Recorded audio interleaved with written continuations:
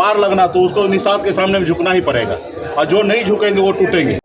आज बड़े बड़े पॉलिटिकल पार्टी, बड़े बड़े दल डरने लगे हैं कि हम क्या निर्णय लेंगे, लेकिन हम जो भी निर्णय लेंगे पार्टी के हित में लेंगे। तो जेडीयू के पास उनके अपना प्रत्याशी ऑलरेडी उनके अपने पूर्व मंत्री थे, तो उन्होंने उस पर ही भरोसा जताया, उन्हीं को मैदान में उतारने का उन्होंने काम किया है। निषाद की राजनीति तो हम लोग कर रहे हैं, निषाद के लेके आगे चल रहे हैं, उनके बारे में बात करें, उनके हक अधिकार की बात करें। एक विधायक बनाने का लक्ष्य नहीं है, एक मजबूत पार्टी खड़ा करना है। पिछली बार 4 विधायक बना था, आने वाले समय में 40 विधायक हो। भाजपा से हमारी लड़ाई है, भाजपा ने हमारे साथ पार्टी को तोड़ दिया, हमारे विधायक को खरीद लिया। जो 40,000 से जीतते थे पहले, वो 2,000 पे आ गए। तो ये वीआईपी पार्टी का और कहीं ना कहीं जो गोलबंद हुआ उसका नतीजा है। तो जाहिर सी बात है, जिनको जीतना है।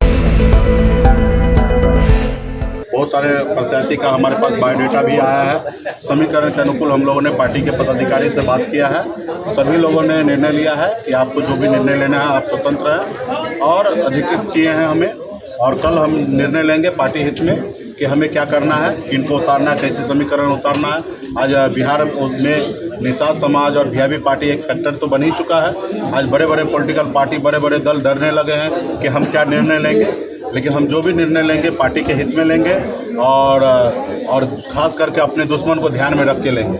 तो कल पटना में 7 बजे प्रेस कॉन्फ्रेंस करेंगे, उसमें सारे निर्णय हम आप लोगों के बीच में रखेंगे। जेडीयू ने मनोज कुशवाहा को प्रत्याशी बना दिया है, जबकि महागठबंधन के अनिल सहनी थे। तो कहीं ना कहीं एक सहनी कैंडिडेट के हटने के बाद फिर से कुशवाहा पर जो है वह महागठबंधन ने दाव किया है। तो ऐसे में सहनी वोटर्स कहाँ जाएंगे, आपको लगता है? देखिए, सहनी वोटर तो वीआईपी के साथ है।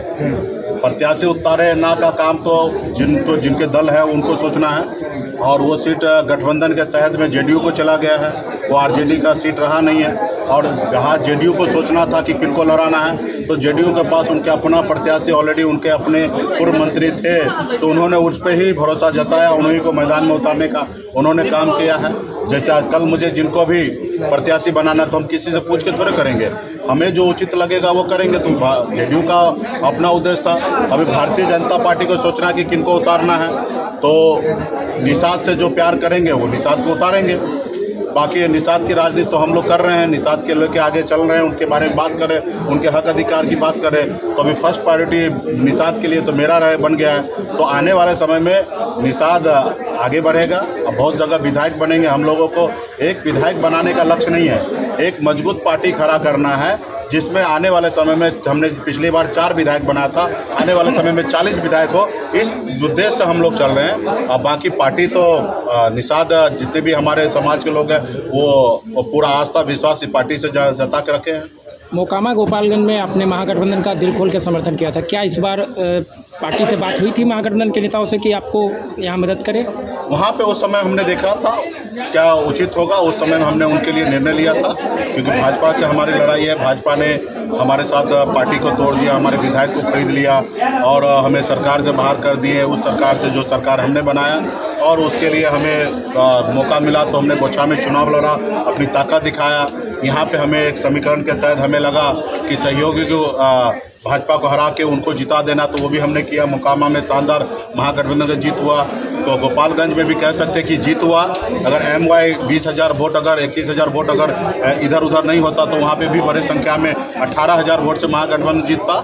लेकिन खैर 2,000 से जीते हैं बीजेपी, जो 40,000 से जीतते थे पहले, वो 2,000 पे आ गए। तो ये वीआईपी पार्टी का और कहीं ना कहीं जो गोलबंद हुआ उसका नतीजा है। तो आने वाले समय में भी कल भी हम निर्णय लेंगे, पार्टी का हित में लेंगे, क्योंकि आने वाले राजनीति है। तो हमें कैसे लड़ना है, कैसे जीतना, क्या करना है, कल आप लोगों के बीच में लेंगे। प्रत्याशी का नाम तय नहीं है, लेकिन मुकेश सहनी यहाँ से प्रत्याशी खड़ा करेंगे, इसको हम मान सारे चीज़ें कल हम आपको डिसीजन लेके देंगे। इसको हम लोग मान लेके एक प्रत्याशी खड़ा करेंगे। ये तो डे 1 से क्लियर है। जब तक हमारा जब डिसीजन नहीं हो, तब तो पहला डिसीजन मेरा क्या था, 16 तारीख को नामांकन। तो उसके लिए हमारे पास कई प्रत्याशी का लिस्ट भी हमारे पास है। तो वो सब चीज़ पे हम लोग मंथन किए, यहाँ पे अभी बैठक किए, सारा लोगों से व्यू ले लिया, सबका समझ लिया है। उन्हीं के अनुकूल हम कल डिसीजन लेंगे। बीजेपी और एनडीए नेताओं से भी बातचीत हो पाई है क्या, या वो ऑफर दे रहे हैं क्या? अरे लोग तो फोन, जिसके पास वोट होता है, आपके घर पे अगर 5 को वोट हो ना, तो नेता का लाइन लग जाएगा। तो हमारे पास तो लाखों वोट है। तो जाहिर सी बात है, जिनको जीतना है, पार लगना, तो उसको निषाद के सामने झुकना ही पड़ेगा, और जो नहीं झुकेंगे वो टूटेंगे। धन्यवाद।